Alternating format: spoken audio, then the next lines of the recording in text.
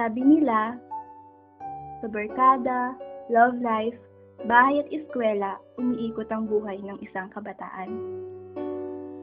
Sabi nga ng matatanda, kung pwede lang sila bumalik ulit sa pagkabata ay gagawin nila. Dito kasi, wala silang iniisip na mabibigat na problema. Pero para sa aming 5 magkakaibigan, sa bawat kabataan, nagsisimula ang hinaharap. Kaya kinakailangan ng tamang paghubog ng mga magulang at mga kaibigan na masasandalan sa oras ng mabibigat na pagsubok ng buhay.